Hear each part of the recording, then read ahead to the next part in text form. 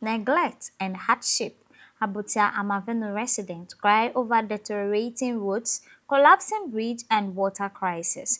Residents of Abutia Amavenu in the whole West District of the Volta region are crying out for urgent government intervention as the community battles with deplorable roads and dangerously weak bridge and no good drinking water that have made daily life a struggle. The deteriorating infrastructure is not only hampering economic activities but also putting lives at risk, especially during emergency and the rainy season. Speaking with the residents of Abutia Amavenu, at Abutia Amavenu, our main problems are water, our roads, and the bridge leading to our village. No good water for drinking, our roads are very bad, and the bridge is in a bad state. When it's time for elections, politicians come here for us to vote for them. But after the election, they will not attend to our needs, not even to come say thank you. We put up the bridge by ourselves, the roads. People get hurt during the process, but we have to do it. In the rainy season, where the river overflows, how to get food to eat becomes problem. Students cannot go to school. Most times, due to hunger, most people risk their life and travel to buy food at Chito. Whenever these politicians are traveling to our village, they use Abutia 30 road when it's in the dry season. But when it's in the rainy season, they don't come to us because of the bad state of the bridge. There are no social amenities in the village. Even the school in the village is no longer functioning due to lack of social amenities. The students have to travel from the village to Chito. So we have to rent for our wives and the kids at Chito while we the men live in the village working to take care of them. Oyanambe Francis Anku. Alo nkoke ya moyana mlefi alo gbejenye ya okuma. Alo yakini. Onyenye o ba feto. Enyenye o ba ngbato lefi. Amavenu yo fi be abuti amavenu. Ya fe kuke die fu nyenye echi. Emo plemi ave bridge. Ona bo bejira.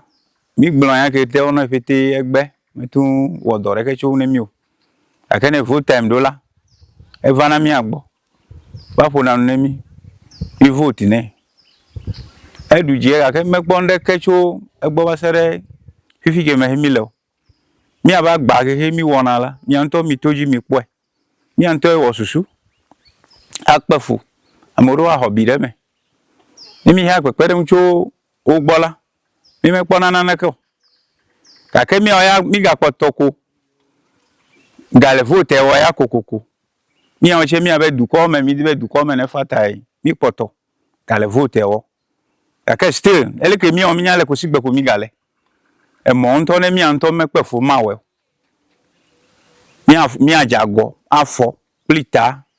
Ne chie do fie time do ne chie flo gbala. Ife me gale mi asiu. Nu he mi avadu chezo agba. Eje. He mi afleche fika mi apele. Chitoko mi ai. Ake mo tude. Fu pepe kaka po ahera vire. Erore mi ano echi lagbaji che mi aseke kali.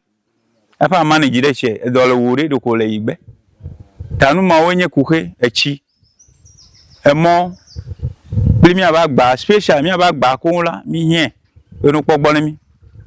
Ane he echi megalo che godo le mi ro Chitoko mi atan pora aje avaza. Aka agba yala enye kuke gande le mi aji. Tami de kukune du ko meto no pere mi an. Nko nyene esinu adoble. Mele nu focho abuti amavenu. Mi abe kuke onye echi. Emo mi abe mo menyu. Mi avi oyi ole school dele egbome. De mi ha ihonu apeleme. Ne mi be mi yire egbome fie. Emo ya be mo na chija mi pe funto. De mi anu kutri kwa lo mi ayo moto to aba ko mi na chija he mo menyu oyi. Moto to me va o ke mi onto. Ami chicho le mi agbo le juo me le fi. No je doi. Enye kuhe ne mi pa. Voi ne mi abe vote wo wido ya mo va na mi agbo le fi. O ba gbolo nya o ne mi able mi anu. Ne mi nyaba da ko voko mi o mi ga zu egbe me no lo mi le gba me ne vote wo wi do fo ga nya mi agbomo aba fonu ne mi pete able mi anu mi aba da ko no ko mi o mi ga bale chinunu mele ne mi kpo mi abe chinunu fie menyo ku de ka ga ke sigbe ko mi lenu onye dolele ga ke mo ba menu veve ya mi o che mi ko le gba mi le fi mi avio le gbo mi nya tepe gbedem to de ke mele mi asiu ga ke ne yi ye doko o ba gbo nya o ne mi pete mi o ya mi megbe na ya mi wone abele ke mi o ga do me de mi agbo fie ya ta mi le nu fu nu be mi de kuku no kpo mi che mi abe nu brani light mele mi agbo no cho le fi kere adegblevi abuti adegblevi le fi mi light le ko fo de amo de ka o tu ko de ka pete light le fi mi to pete ga ke mi a o ya no light ya ko mi le fi vitie me le fi ko no water e mo che me nyu ne mi o ni me nya che nye mi a be jogbo ve ku ke ka le mi anwu sigbo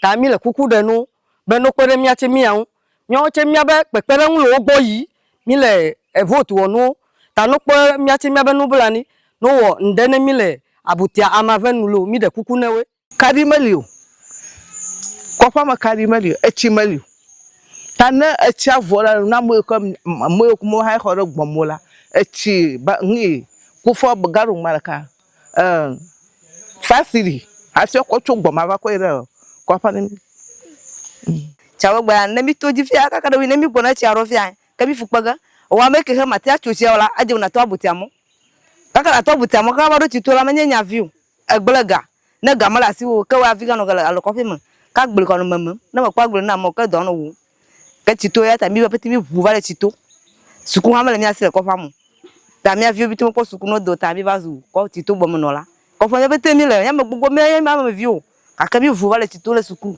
bala echinya mala mi asiu mo mala mi anwu efi mo bo ogana mi kaka do abutia ata se na gbepa mo po o mi a bridge e wo ko di mi le because mi le fu pele vote o mele ndeka wo cho bridge e wona mi o na chido leke mi awo akọ agba cover yi chito mmepo ndeko na chido mmetutu o chi o mi anu fu pe kaka pe avayi o le mi anu blebe wa we mi o mele wo ba na mi ga le ji fu dis o me nya we na mi o la na vote ga va mma ga ba wo Abutia Amavenu village urges the government and the MP, Honorable Bedra, to come to their aid. Reporting, Grace Emerald Agbeja for Palm TV News.